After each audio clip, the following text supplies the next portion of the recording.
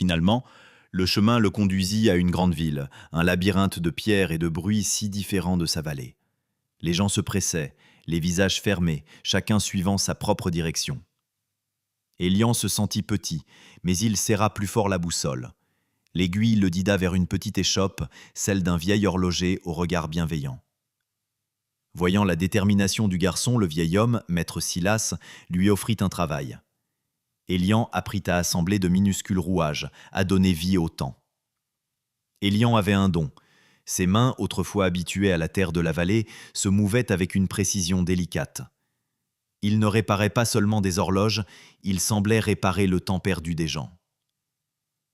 Il gagna le respect de la ville et mit de côté chaque sou. Un jour, son sac rempli non pas d'or mais du fruit de son travail honnête, il reprit le chemin de sa maison. Il retrouva sa mère, les cheveux grisonnants mais le même soleil dans le regard. Il pose son sac sur la table.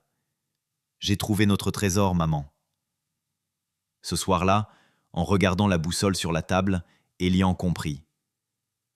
Elle ne menait pas à son père, ni à une fortune cachée. Elle l'avait guidé vers sa propre force, vers le chemin qu'il devait forger lui-même.